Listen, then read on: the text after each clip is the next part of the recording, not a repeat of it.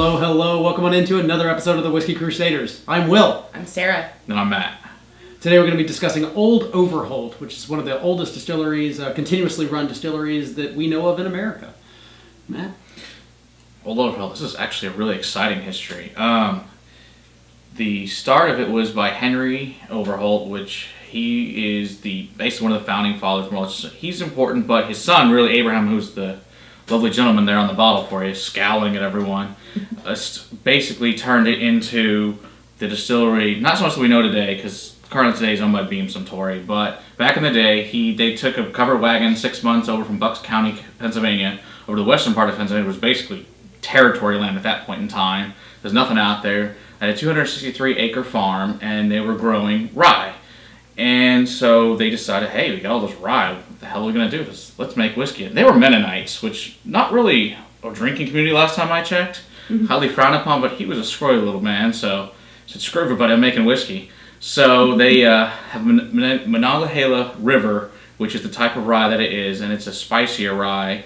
And rye really was the predominant grain used in America for the first 100 years. People didn't really care about corn, which of course is your bourbon. Today's Old Overholt is not the same form back then. Basically then it was more of rye than it is today. It's a rye, but it's 51% rye, but it has a bunch of corn in it as well for the current one.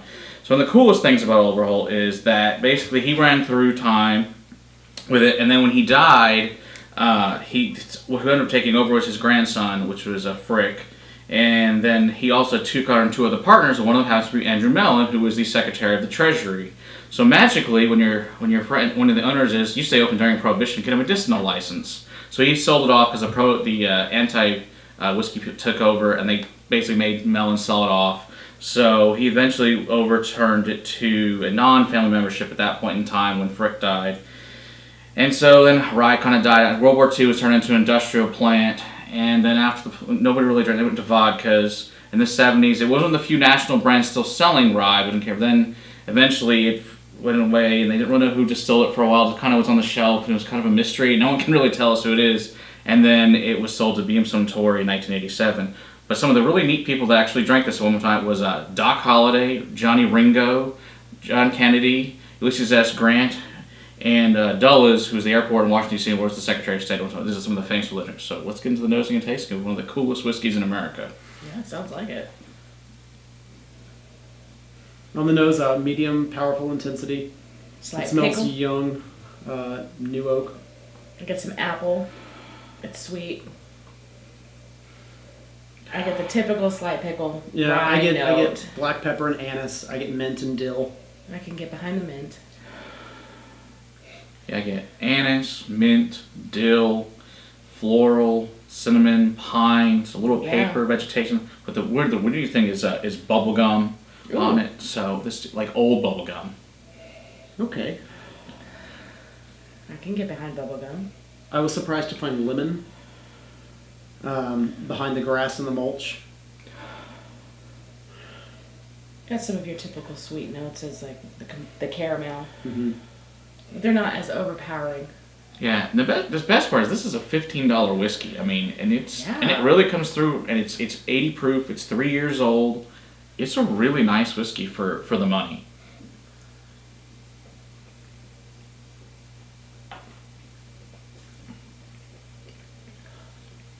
Spicy. Definitely spicy. Pepper, clove notes. Again with the dill. Yeah. That's a big one for me for rye. Some people don't get it, but every rye I taste, I get dill. It ruined me for rye when I found it the first time. I hate that I found it the first time because I used to enjoy higher rye bourbons, and not anymore. As soon as I smell the dill now, I'm like, oh. See, I like it. Yeah. I think it's minty and it's got anise, but it's very dry in your mouth. When it's aged long enough, I find more of a mint or a sage kind of quality with it. When it's younger, it's just dill and pickle note all day long. I get some brown sugar and kind of like a slight cork taste to it on the finish. What I find is interesting, you get black pepper, but the other thing I also get is bubblegum wrapper. Not so much bubblegum itself, but like the wrapper, like if you lick the inside of a bubblegum wrapper. That's what I get. It's like if you had like old gum and just sitting in a wrapper for a long time, like as a kid, and you find it sitting around. You also have gum, but you find it and it's a wrapper. It's what it reminds me of. Okay. It's a sharper whiskey, but this stands up very well in cocktails, and it's pretty much every bar is going to have it, and they'll use it in Manhattans or old fashions that use rye. It stands up really well to a lot of your mixers. Yeah, for a 3-year-old whiskey.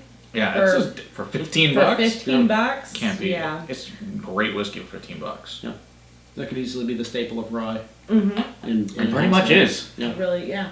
200 years, making this more or less the same thing. I don't know if it's just because I've had this dessert last, but I'm getting the burnt topping and a creme brulee. I'm getting like an actual creme brulee on the finish and on the actual top. Yeah. Okay. Yeah.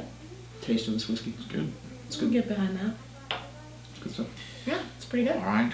Let's move on to the Old Overholt Bonded. This is their 100 proof version, so right. 50%. So where this was 80 proof, this is 100 proof now. Yeah. So this is the bottled and bond, so it has to be 4 years old. Has to be one distiller, one season. It's stored in a government warehouse.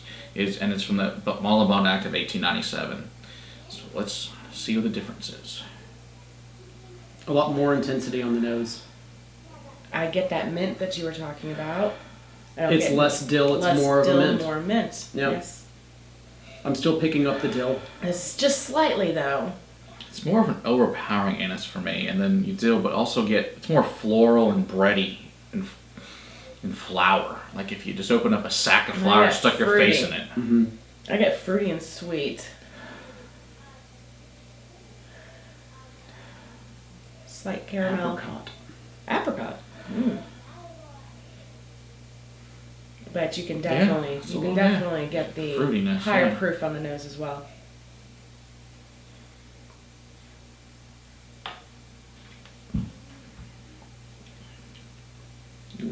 It's much more rounded. So it's very sweet. Bourbon, maple, not as much dill. No. It's like crazy drying though. That like dries out your whole mouth. Ooh. Minty. It has a much more full texture. Mm-hmm. I find it to be more of a creamy, fuller texture. It feels more viscous, more like a syrup than the last. Yeah, definitely.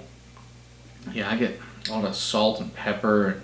I get the 10% really adds quite a bit. It's quite the complex whiskey. But what's weird is I also pick up periwinkle and bread, and it's really doughy. Doughy. Like yeasty or? It's like when you have like making bread and the dough's going around in the mixer. Mm-hmm. That kind of dough, that more of a doughy thing. You stick your hands in as a kid. Yeah, pre-cooked dough. Pre-cooked dough. Okay. Yeah. Yeah, I can get behind that. Adding in the flour slowly. Yeah. Mm-hmm. Yeah. It's $27 for a nice bottled and bond. You can't go wrong with that. Can't go wrong. Either one of these are both great pickups. Mm-hmm. I mean, these are you should have in your bar. I mean, it's just a great rye. Personally, I'd go with the bonded. That's my personal preference because while I like pickle on its own or in a sandwich, I'm not the biggest fan of just getting just the pickle in a whiskey. No. I don't get that in the bonded. I get the slight, but it's so much more complex to me than just a regular rye whiskey. When I drink it, I get just straight pickle. Mm-hmm. So I'd personally go with the bonded. Spend a couple extra bucks. I will say that the 80, the standard release that they do is definitely rounder and easier to sip on than the 100. The 100 has A little bit of a spike. Mm-hmm. Yeah. So if that's not your thing, keep that in mind as well. Right. Yeah, no doubt. It's 100. There's no doubt in your mind. Absolutely. The proof comes through. Right. If you're not into the higher proof whiskeys, then most definitely go for it. You might want to work your way up to it. Yeah. I love my high proof whiskeys. Yes, you do. Well, till next time, keep on crusading for better juice in the glass. Cheers. Cheers.